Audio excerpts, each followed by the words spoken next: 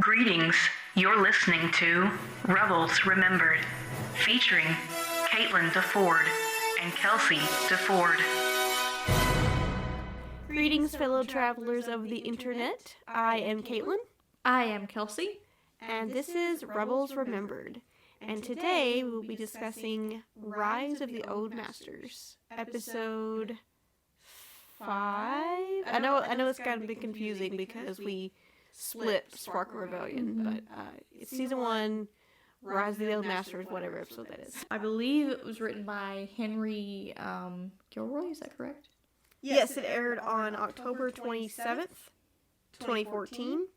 According to StarWars.com, the Rebel crew undergoes a daring rescue mission only to find themselves facing a powerful foe. And it was written by Henry Gilroy. So Henry Gilroy, again, the people they get to work on these shows not unknown to the animation world, and he's not unknown to Star Wars Clone Wars specifically. He was the head writer for season 1 and 2 of Star Wars Clone Wars. So, just to repeat, Henry Gilroy is involved in this, and he was one of the head writers on Star Wars The Clone Wars. I feel like a lot of Clone Wars fans want to distance themselves initially when the show came out because they thought it was going to be completely different people working on it, and I'm sure there were some new faces. Funny thing about Henry, though, is he actually originally worked for Tiny Toon Adventures, was one of the first things he worked on. Oh my gosh. But his first script that he sold is Nothing to Fear from Batman the Animated Series. So Batman the Animated Series is, like, to me, the gold standard of animation. That's a good episode, too. And that's a very good episode. And then he ended up working for Disney Television Animation for a while. And then I think he ended up going to Clone Wars. And anyway, he's just a pretty decent writer. And, yeah, I like a lot of stuff he wrote. So, yeah. Crazy that he wrote Tiny Toons. Yeah, I do know that he worked on House of Mouse, too. He did some episodes of House of Mouse. Yeah, I knew that. Which, by the way, bring that to Disney Plus. And the plug is over. Okay. This was also directed by, again, Stuart Lee, one of the Lee brothers. But yeah, to go back to what you said, it's basically the, I guess it's the official beginning of Ezra's journey, training to become a Jedi. I want to say, like, this is the first time you see Kanan actually, I don't want to say teach him something, but it's we finally get into, okay, Kanan's finally going to start training him, and the episode literally starts with his first lesson, which is, I mean, not gonna lie, for technically, they keep calling him a Padawan, but technically he would be youngling because he's just starting out. I mean, what a first lesson, bouncing on the very top of the ghost. like a good 1,000 feet in the air, in the clouds, in Lothal. With your eyes shut. I'm not sure in that moment what he was wanting Ezra to do. To me either. Other than just balance and focus, or... That's the part of being a Jedi I would struggle with, is the meditation part. Yeah. Because every time I try to do meditation, I just get bored and fall asleep. I fall asleep, so... But yeah, it starts with basically, we're finally into Kanan's going to basically teach Ezra some Jedi things. And this also calls back to, I think, Yoda's line in Empire Strikes Back. Is that right? What line? Do or do not, there is no try. Yes. Yeah, so that is something that Kanan tells Ezra when he's like, I'm trying my best, and very, very popular line in the Star Wars fandom.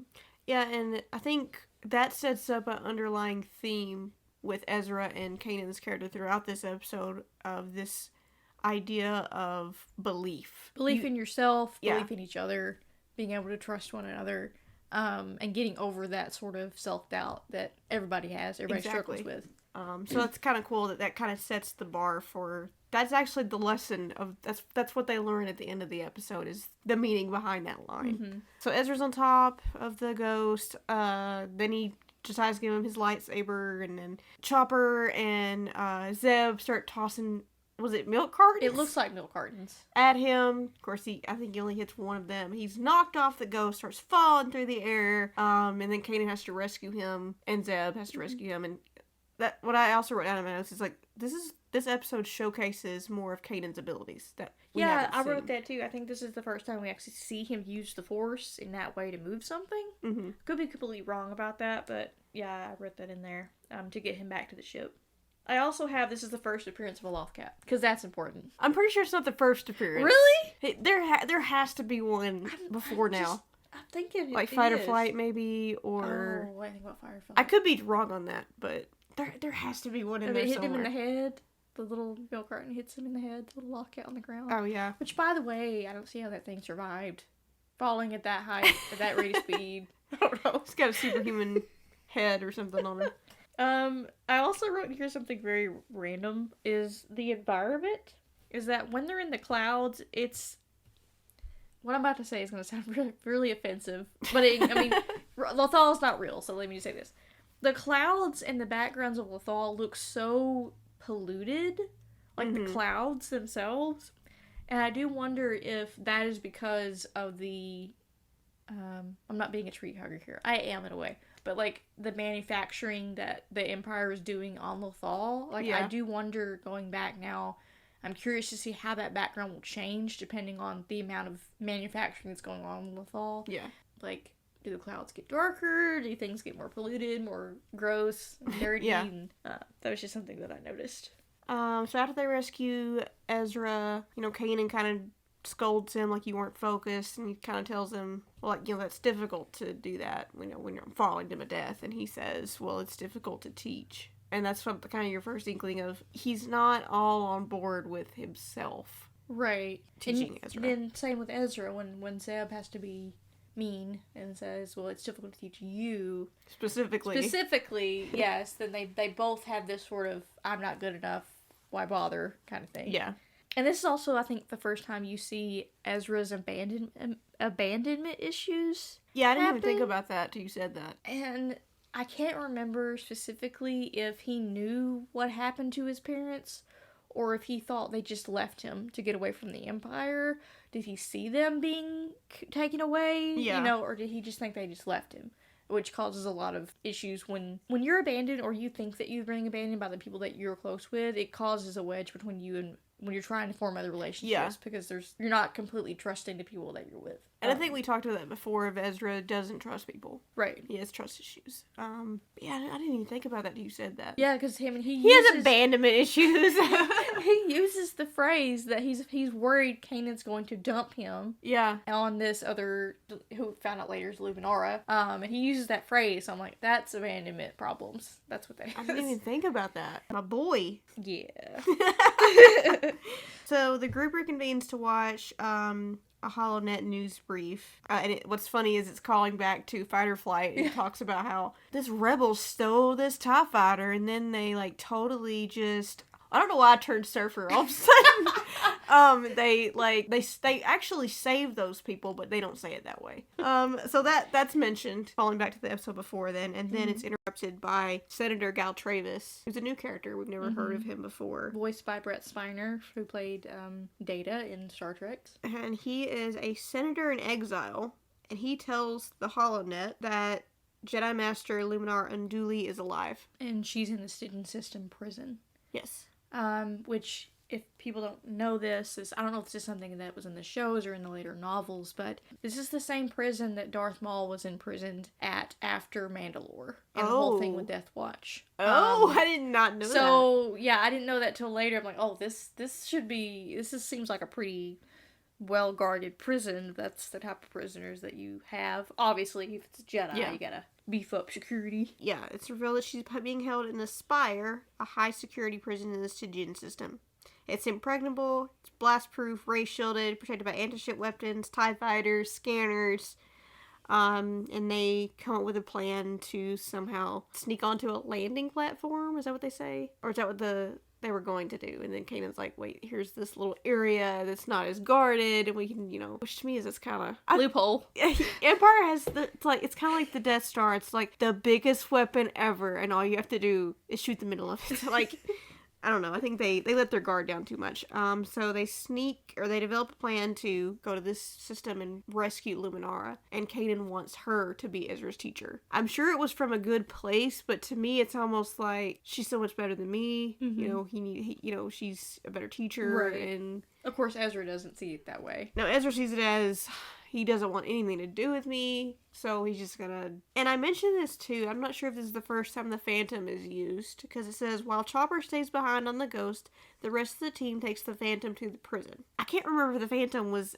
in a couple episodes before. So this might be the first time the Phantom makes its maiden voyage in the show. So while they're on the Phantom, they jump on this, well, Kanan force leaps, whatever, onto this platform, and he does some really cool things that we, hadn't really seen yet, like a lot of very quick to quick hand-to-hand combat, but also using force to take with their guns and that kind of cool stuff. Of course, Ezra has to be dumb and decides he wants to jump too, and that was the weirdest cut, I thought. When he jumps. Kid, what are you doing? Okay. Cut, commercial. Okay, I can speak for that. Like, I remember watching it on Disney XD, and that's where a commercial goes. But yeah, when you watch it back now, you're like, whoa, what? It's weird. It's very awkward, because obviously he didn't die, and the show would be over. He didn't just jump into a void. I mean, come on. What are you doing, kid? Black credits. He died. Everybody died. And of course, Kanan gets mad because not only does he jump onto the platform, he rolls and rams into the door. Yeah. Which echoes and just sort of gave away where they were in their position. And it also calls back to the main lesson that Kanan tries to teach him that this whole episode is focusing. Pay attention to what you're doing. Mm-hmm. Which he's not. You jump... He's, what, 14? You don't really have much focus when you're 14. He's trying, but I guess that's the problem. He's trying too hard, I think. No, the fact that he's even trying at all is... Yeah, you're not... You can't try, you have to do. But you can't be confident about it. See, the Jedi are just so weird. Like, you can't try to do something. You have to do something. But don't be overconfident, So it's, like, everything middle ground is balance. Yeah. I did notice that in this fight that 3 stormtroopers die. Oh, yeah! Kanan knocks one over a railing, Zeb knocks one over a rail, or throws one, I think Sabine knocks one over the railing, but we just saw, like, I know it's not, like, 3 feet off the ground, looks like a pretty decent height. I never thought about that either. I was like, okay, they're fine. They can make more. So after that little exchange, I think Ezra, they use him to open the door on the platform. We cut to Hera, who is the one that is piloting the Phantom, and she's... Her position, I don't know if she's got an anti-gravity lock, because she's vertical. Yeah. She's kind of docked, waiting for them to pick them up or whatever. And she notices an object on her radar incoming. And of course, she thinks it's a TIE fighter or an enemy ship or whatever. And it's this big old giant creature. Like a giant bat, kind of, I would say, with like 6 legs. I'd say very a bat. Weird. And she realizes that the ship's jammer is operating on the same frequency as the animal, and it soon draws others. They follow the Phantom as Hera tries to find a more secure location. By the way, these creatures are called TBDs. TBDs? I think I'm saying that right. The reason they are called that is because during production they never had an official name. It was just TBD. To be determined. To be determined. So now their name is officially TBDs. It's TIBIDEES. Oh my gosh. Because they didn't come up with a name in time, so that's what they ended up calling the creature. It's fine. I mean... I think it's cute. Sometimes when you're writing, that happens. I've wrote scripts before where I'm like, what do I see around me? And, whatever thing I see, that's what it's going to be. Probably not the best idea. Because, and plus in Star Wars, it can't just be this bat creature. It can't just be their Jeffs. A crazy name. Or their Johns or something. It has to, or something weird. It has to be like some weird name. So anyway, with Hera, she has to fly off because the TBDs are drawing too much attention to her ship's I'm sorry, located. I can't get over TBDs. We've got, I believe, Kanan, Ezra, Sabine, and Zeb going into the elevator, the lift. Before they do, they have that really funny moment where the plan has to change because the cell they thought she was in, she's no longer in, and they have to go a different direction. And a funny little moment with Zeb and Sabine in the elevator. Like, the plan always changes. Hope it doesn't change again. While he's right there. It's a really funny moment. And then, of course, we have Kanan Jedi mind tricking the 2 guys guarding her cell. Yeah, which we haven't seen that. So this is sort of like when Ezra mentioned, like, wow, you're pulling out all the stops. Yeah.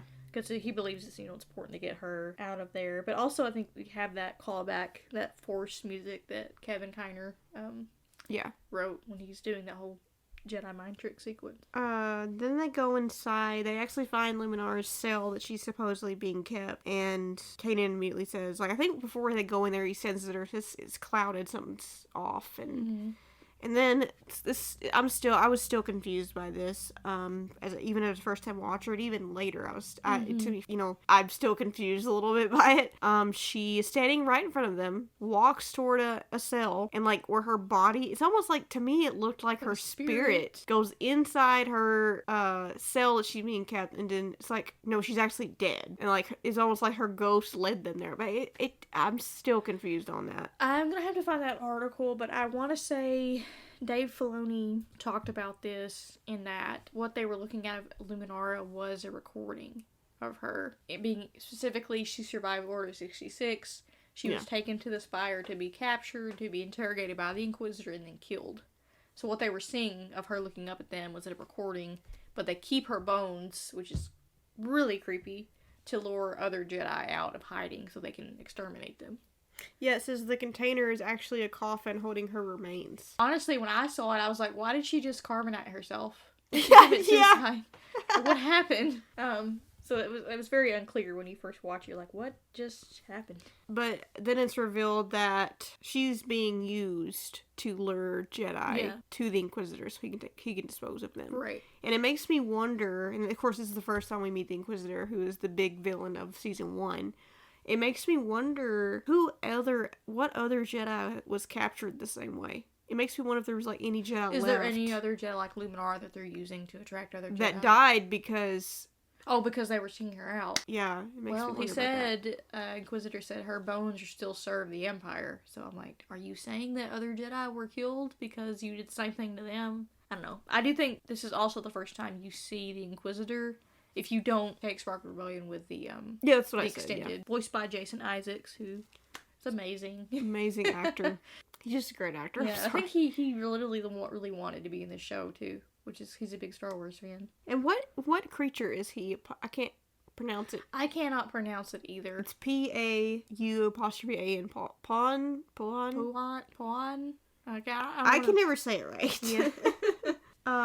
And this is actually one of the first times that we start to see, him and Kanan kind of get into a lightsaber fight. First lightsaber fight of the show. Oh, I didn't think about that. That we've seen, we've seen Kanan use his lightsaber, but not against another foe with the same weapon. And then it's revealed the Inquisitor he's actually, he is the main guy that's been hunting down Jedi. So it's revealed that he knows the Jedi records.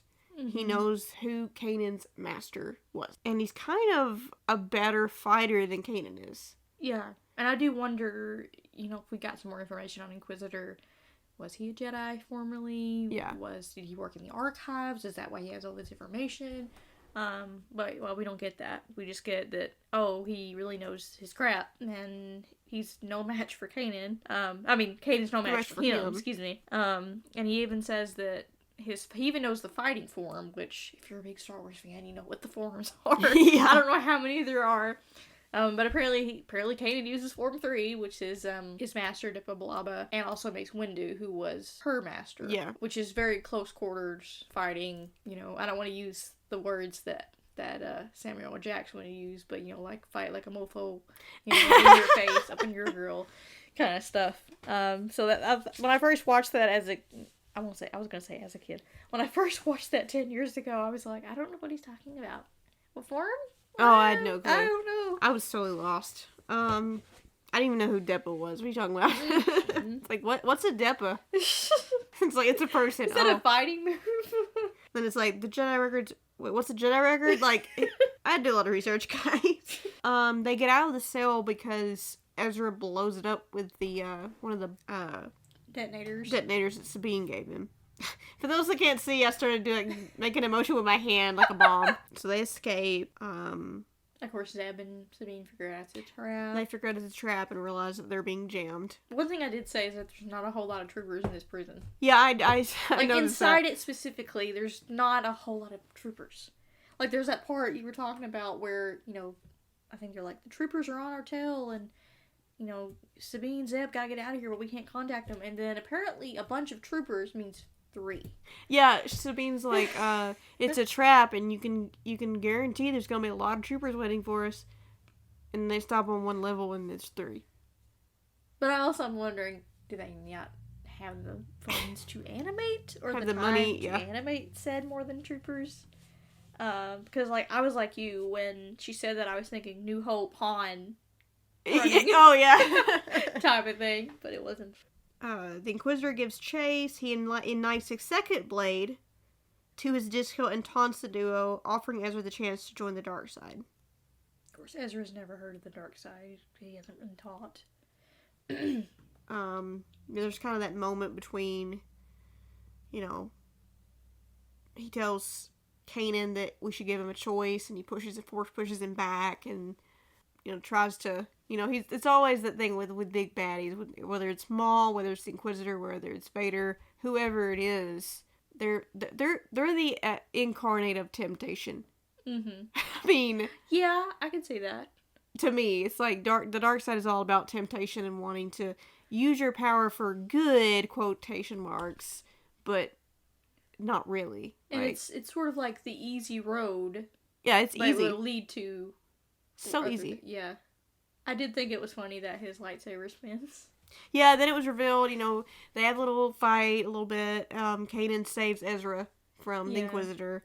Then Inquisitor is like, oh yeah, watch this, and he pushes a button, and it starts spinning, and Because you remember, I was a really little kid when Phantom Menace came out, but I remember Dad talking about in Phantom Menace when, I'm sure you see the memes of this, when Darth Maul revealed he had another lightsaber on the other end, and the fanboys just went crazy over Yeah. that. Okay, it's that, but it spins now, like we're getting fancy about it. And I remember when this show came out, that got hated on a lot. I don't see why, because even they make fun of it. Does yours do that? Yeah, I feel it's a that's joke. a dig Yeah. at, I also like where, Kaden rescues Ezra by using the Force again on the Inquisitor, and he actually slams him up into the ceiling so Ezra can run underneath him and get to Kanan.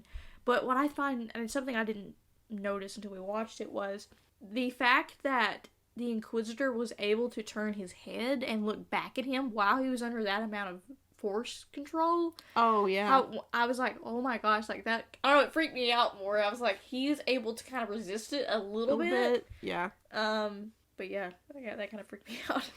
And then it's worse, it's like a scary movie when he's chasing him through the halls of the prison, and Yeah. Meanwhile, Zeb and Sabine do what they can to disable the prison's elevators and eliminate as many stormtroopers as possible to process 3. yeah, like we said, 3. Let's see. Unless we didn't see them, they were off screen. Kanan and Ezra run, meeting up with Sabine and Zeb while the Inquisitor stalks them from behind.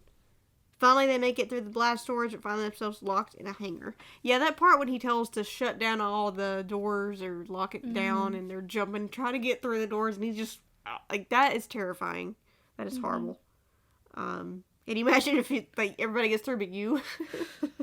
The door shuts on you? Oh my gosh. Well, thankfully, we have Zeb, who was kind enough to, like, hold the it last open. door open, yeah. And then they reach the end of the hangar, which is this door that Sabine can't get into, Ezra can't get into, and there's this first moment of Ezra and Kanan actually working together as master and an apprentice to open this door. And I know it's nothing, it's just the opening of a door, but to me it's the metaphorical door that's opening. Like, you take a step into a larger world kind of thing. Yeah, I wrote, like, it's the first symbolic thing you see of them actually working together as a master and apprentice. What did you think about Ezra even being able to do that, though? Like, do I think he should have been able to? I mean, most problems will probably say he hadn't been trained enough. But to me, we've already seen him do. Well, yeah, he did save Zeb. We saw him force push, Callus. We saw him jump across rooftops. We've seen him, so I think, yeah, he has the capability. I just think, As far as utilizing it and focusing it in that way. Like, when he says, picture the locking mechanism, I'm like, I don't know. Maybe it's just me. Like, I would need more training to picture a lock that I've never seen, you know? Right. But he was already opening doors anyway Yeah. with, like, his tools or Yeah. whatever whatever it was he had. Maybe that helped him. Maybe he knew exactly what the lock looked like. They do succeed in opening the door. And of course the Inquisitor breaks through and is still on their tail, and it's revealed that Hera tells him, I'm back and I have a fleet. Or I'm back with a fleet, or whatever she says. And you're thinking, oh wow, they got more people on their side. And it's like, oh no, she brought the TBDs to help. The Phantom rises, a flock of TBDs in tow. Hera blasts a docked TIE fighter, provides cover for the rest of the crew, while the creatures mow down the stormtroopers. Then the Inquisitor, who's still after him, in his last-ditch effort, they're finally getting on board the Phantom, throws, not only does it spin, guys, he could throw it and it spins like a boomerang. It comes right back to you. Of course, he misses, because, you know, Kanan deflects it. Whacks it with his... Again, it's like, was that necessary? And then, after all that's said and done, you know, I don't want to say it was a wasted mission, because in a way it was, you know, Luminar is dead, you know. Mm-hmm. There's that moment where, you know, Kanan tells that to Hera, and she's like, how's Ezra taking it? And Kanan says, a lot better than I am. Well, for one, Kanan, he didn't know who she was. Yeah. That's sort of like when you have someone in your family, maybe not your family, but maybe someone that your family knows, and they're like really devastated that someone died, and you're like, I've never met this person. I don't know. Like, I feel that you're grieved and I feel for you, but as far as feeling for that person, I don't know them, you know, kind of thing. And two, he it's back to square one for Kanan. It's like, okay, well, do I train him? Because there's no one else at this point. Right, and I think that also it again makes him feel more alone. Like, he was really hoping that calling back to his past people that were in his life could help him, and then it's like, oh, they're gone. Yeah. And it's like, oh yeah, it's a reminder to me that, yeah, there's not many of Jedi's left like me. Mm-hmm. They arrive back on Lothal, and then Ezra and Kanan have this moment where they meet up, and Ezra's like, I'm letting you off the hook. You know, you don't want to teach me. You know, I'm sure Ezra has his own insecurities of, well, I'm not good enough to teach anyway. I'm sure he's thinking that. And Kanan finally reveals to him that I'm not going to try to teach you anymore. And of course, after he says that, Ezra's like, great, you know. And then he's like, I will. That's like, no more trying. I'm going to. Because if I try, I don't believe in myself that I can do it. Just a nice little moment between them. Kind of like think of where they started in the episode, and then this little moment here at the end. But I also think that that's still, you know, even though it was one episode, and even though Luminara was dead, we got to see bonding between Kanan and Ezra and using more of their Force abilities. But I also think this is something that it's not over. Yeah. Specifically for Kanan and his past with his self and his self-doubt. And Ezra, of course, is going to get frustrated when he's trying to train. Mm-hmm. And it doesn't just come easily, you know. Yeah. To move something, or to do a lightsaber move, or, you know, something like that. And I think after they have that little moment, and I think that's where it ends. The episode ends. Yeah, it ends with Ezra throwing something at Kanan. Okay, that's the only... Okay, if we're talking about, like, weird moments, I think if we're talking about, like, a moment that it was kind of... Not stupid, but, like, a weird moment in this episode, it would be... You know, he picks up, I guess, dirt or rocks and throws it at Ezra, and he's, like, deflecting it with a lightsaber, but, like, it's animated so weird. Like, what did you pick up off the ground? Yeah, I'm sorry, I said it wrong. It's Kanan throwing... something in Ezra. Rocks at Ezra so he can hit it with a lightsaber, but it's like, what is he? I don't know. Like, sweet moment, but what are you doing? How many Loth cats would you get this episode? Or Loth cats, however you guys say it. Loth.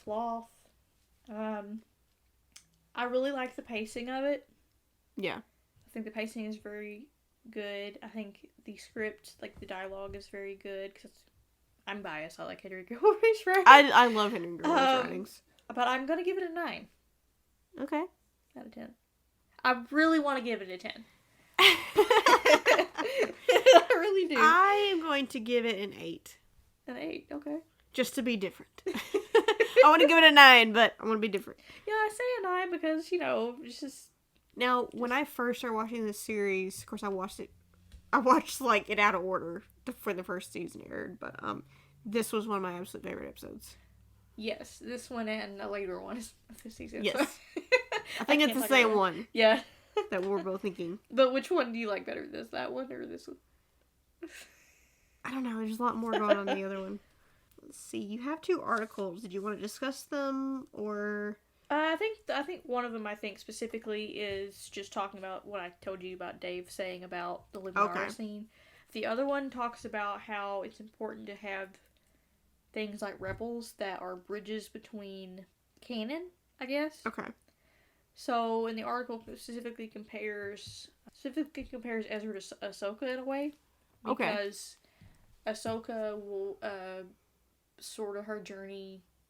She grows through the series too. Grows through the series, but also she's sort of there for a child that doesn't really understand the prequels and the timeline and things like that. Whereas Ezra is there for maybe like you or me at the time who didn't have that knowledge or as much knowledge as we need or had at the time of A New Hope and that timeline. Well, it's funny. His name's Bridger, right? And I don't think they said this until... I could have said it in season 1, I'm not sure, but I only heard it after the series wrapped, or like right in season 4, where Dave Filoni and someone else said he is the bridge between the prequels and the original trilogy. He's like... I was like, I didn't even think about that. Yeah. But other than that, anything else you'd like to add about this episode? I know it's a great episode, so... It's a great episode. I really want to give it a 10, but... Because I know there's going to be others out there that really I really like, so I'll give it a 9.5. All right. Alrighty, well, if that's it, thanks you guys for listening, and you can follow us on YouTube, SoundCloud, you can follow us on X, and we will see you guys next time.